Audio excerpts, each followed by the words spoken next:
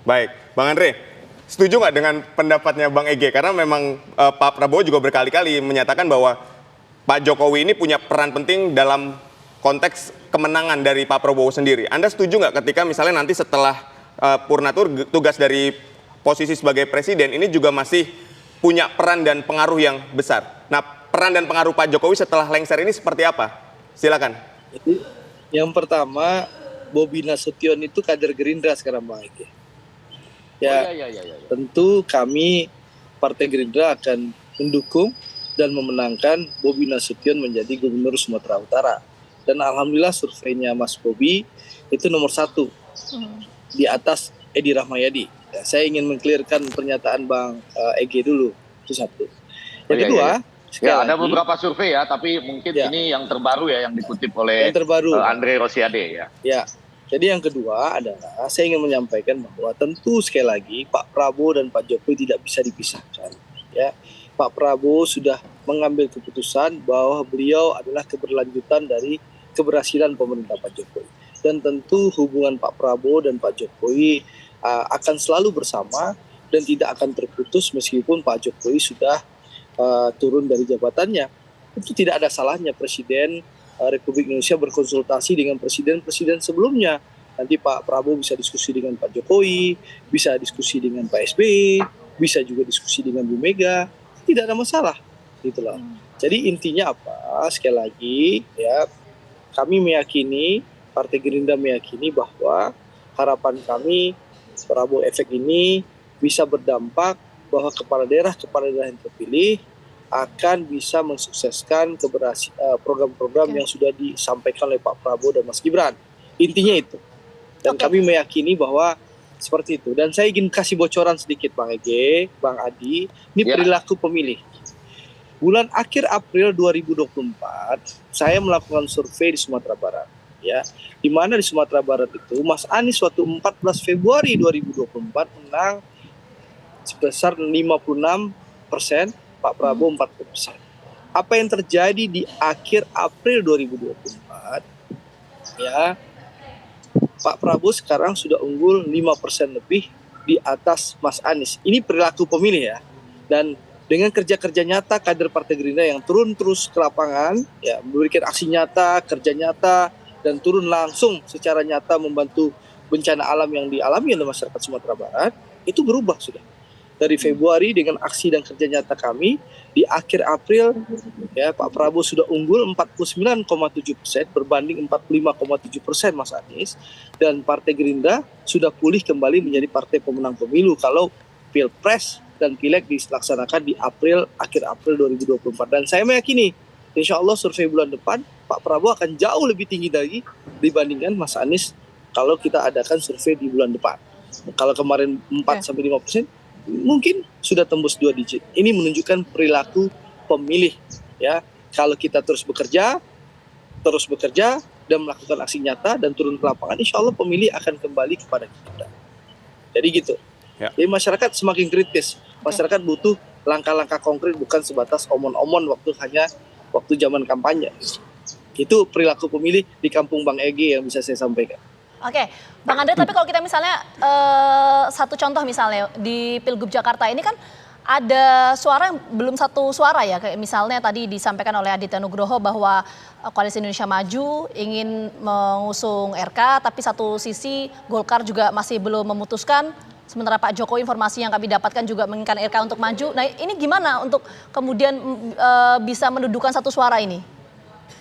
Partai Gerindra sendiri kan sudah seperti yang disampaikan Ketua Harian kami, Bapak Sumi Dasko Ahmad, bahwa Partai Gerindra sudah memberikan rekomendasi kepada Kang RK, ya, Kang Emil untuk maju jadi calon gubernur. Bahkan survei yang saya baca dari salah satu lembaga survei yang bisa dipercaya itu di bulan Ramadan yang lalu, Kang Emil itu angkanya hampir 10% di atas Mas Anies. Itu di bulan Ramadan ya. Yang lalu ya, itu angka yang saya baca. Jadi intinya apa? Sekali lagi tentu meskipun kami sudah mengusulkan, lalu juga Bang Zulhas PAN juga sudah menyampaikan dukungan kepada Kang Emil, sekali lagi tentu semua akan didiskusikan. Ya, itu kita akan diskusi bersama-sama, kita akan mencari calon gubernur DKI yang terbaik ya. Yang pertama bisa menang, yang kedua bisa mendukung keberhasilan pemerintah Pak Prabowo dan Mas Gibran.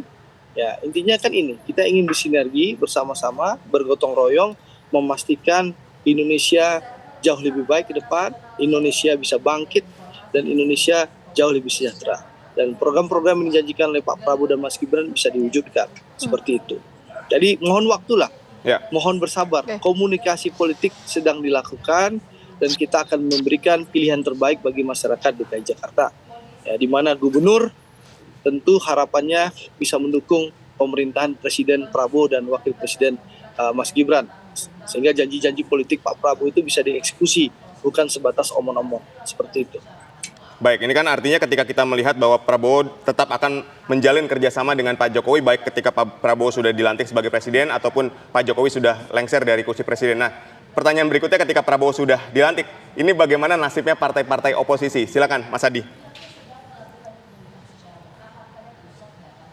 Kalau melihat kecenderungan secara umum, ada sejumlah partai politik yang kalah dalam Pilpres itu punya intensi bergabung menjadi koalisinya Prabowo Subianto. Sebut saja misalnya PKB dan Nasdem yang saya kira secara gestur politik sudah membuka komunikasi politik dengan Prabowo yang dibaca oleh publik sebagai tanda-tanda alam soal kemungkinan PKB dan Nasdem bergabung dengan Pak Prabowo. Jadi dalam konteks itulah sebenarnya ini yang disebut dengan presidential coalition, di mana sekalipun seorang presiden itu dipilih langsung oleh rakyat, tapi kalau dukungan parlemennya itu tidak terlampau signifikan, belum mencapai 50% plus 1 misalnya, maka ada kecenderungan ingin merangkul pihak-pihak politik yang kalah, yaitu terutama untuk mengamankan kepentingan politik parlemen.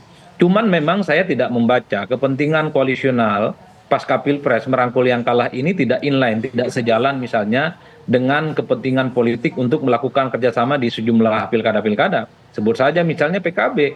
Kita tahu bahwa PKB itu adalah kalah pemilu yang kemungkinan besar akan berkoalisi dengan Prabowo, tapi PKB itu sudah mengusung Anies Baswedan untuk maju dalam Pilgub Jakarta. Ini yang saya kira bikin repot mencermati model koalisi yang ada di Indonesia. Satu sisi ingin bergabung dengan pemerintah, tapi pada sisi yang lainnya dia cenderung mengusung calon yang selama ini dianggap sebagai antitesanya pemerintah. Harus diakui per hari ini wajah Anies Baswedan itu adalah wajah oposisi, wajah antitesa dari Jokowi, wajah antitesa dari Prabowo Subianto. Tapi PKB yang menyatakan kecenderungannya mengusung Anies, tapi gestur politiknya bergabung dengan Prabowo kalau kemudian nantinya akan diajak. Jadi inilah kerumitan-kerumitan yang saya kira memang dalam sistem presidensialisme multipartai di Indonesia seringkali ini rumit untuk menjelaskannya. Satu sisi memang saling merangkulan, tapi satu sisi yang lainnya harus siap-siap berkompetisi satu sama yang lain. Saya termasuk meyakini bahwa partai-partai yang ada di KIM itu tidak mungkin solid di 541 kepala daerah di seluruh Indonesia. Untuk Banten, Jawa Barat, Jawa Tengah, Jawa Timur, dan Sumut, mungkin KIM ini solid, tapi di provinsi-provinsi lain seperti NTB, di Kalimantan, Sulawesi, saya tidak terlampau meyakini bahwa KIM ini sepenuhnya akan solid. Pasti ada kalanya Gerindra itu akan berkompetisi dengan Golkar, ada kalanya Gerindra itu berkompetisi dengan calon dari Demokrat ataupun dari PAN. Tapi mostly yang ingin saya katakan, mayoritas sejumlah pilkada di Indonesia ada kecenderungan KIM ini solid, terutama di provinsi yang dianggap sebagai battleground. Dia itu punya basis pemilih yang cukup banyak, yang dinilai sebagai backbone dan tulang punggung yang bisa menjadi ujung tombak kemenangan pendulang suara di 5 tahun yang akan datang. Tapi di level kecamatan atau di level kota dan kabupaten, saya sulit membayangkan KIM ini sepenuhnya solid. Itulah yang saya sebutkan. Sistem presidensialisme multipartai inilah yang kemudian satu sisi harus berteman, satu sisi yang lainnya juga harus saling siap berhadap-hadapan satu sama yang lain. Artinya Koalisi Indonesia Maju tidak solid di semua daerah. Kita menuju ke Bang Ege. Kalau memang Koalisi Indonesia Maju tidak solid di semua daerah, lantas kalau preferensi politik Pak Prabowo dan juga Pak Jokowi sama, ini persamaan tokoh yang akan diusung ini apakah di semua daerah atau hanya di battleground misalnya Jawa Barat, Jawa Timur, Jawa Tengah, atau bagaimana peta pertarungan per wilayahnya, Bang Ege? Saya pelan-pelan mau mengatakan dalam konteks teori komunikasi politik kita harus tahu bahwa tingginya sekarang tingkat kepuasan baik kepada Pak Jokowi maupun Pak Prabowo saya rasa terkait juga ya kalau Litbang Kompas yang melakukan dengan berita-berita yang ada di Kompas, yaitu yang pertama hilangnya suara akademisi atau kampus dan menurunnya suara para guru besar atau amicus curiae yang dulu. Nah, berangkat dari situ saya ingin mengatakan di bawah belum tentu apa yang menjadi sesuatu di level nasional itu bisa kita terjemahkan dengan baik. Tapi saya bahagia, Adi Praitno nggak perlu takut, semua konsultan, semua lembaga survei. Karena tadi ya Bang Andre Rosiadi, saya baca astakaryanya Prabowo Gibran itu nomor 1 adalah menegakkan Pancasila, kebebasan dan kemudian HAM. Jadi artinya silakan saja para konsultan dan lembaga survei itu mencari siapa-siapa yang barangkali tidak dibaca sebagai hasil diskusi Prabowo dan Jokowi. Jadi bagi saya lagi-lagi, saya mempunyai peta yang berbeda. Saya dengan Saleh Bastunya, Adi Pray mungkin dengan parameternya ya, di Jakarta, misalnya Jawa Tengah, kemudian tadi Jawa Timur saya skip ya, Jawa Barat misalnya, kemudian Sumatera Utara, ya DKI Jakarta tadi ya sudah saya katakan, ini sesuatu yang berbeda. Nah, balik ke pertanyaan tadi, mereka sekarang sedang berdiskusi sambil juga menghitung-hitung lembaga hasil-hasil survei dari hari ke hari, baik yang kuantitatif maupun kualitatif. Sebagaimana saya katakan dulu, pada waktu menjelang Pilpres saya memberikan laporan dari Semarang itu, secara kualitatif saya mengatakan kan ini kemungkinan besar satu putaran dengan margin yang besar. Waktu itu saya laporkan setelah saya melihat 2 rapat akbar terakhir yaitu di JIS dan di Semarang. Nah, sekarang angka-angkanya masih berkembang, menurut saya masih berkembang sangat menarik. Lagi-lagi, Jakarta itu sangat menarik, Sumatera Utara, Bobi Nasution dan Edi Rahmayadi sangat menarik. Lalu satu lagi jangan lupa para pemirsa bahwa yang akan menjadi partai oposisi itu pun, apakah PKS ataupun PDI Perjuangan, itu juga belum solid betul. Bukan demikian, Adi Pray dan kemudian juga teman-teman partai lain, mereka juga belum begitu solid. Jadi kita masih sangat cair dan masih sangat dinamis. Jangan khawatir semua lembaga survei dan konsultan karena dijamin oleh astakaryanya Prabowo untuk menegakkan hak berekspresi dan kemudian mencari kepala daerah sesuai dengan apa yang diinginkan oleh masyarakat di daerah. Baik, kita ke Bang Andre. Bang Andre tadi sudah mendengar analisis dari Mas Adi dan teori dari Bang Ege. Lalu secara praktiknya seperti apa ketika kita membicarakan masalah Pak Prabowo dengan Kimnya bersikap terhadap oposisinya di Pilkada serentak ini?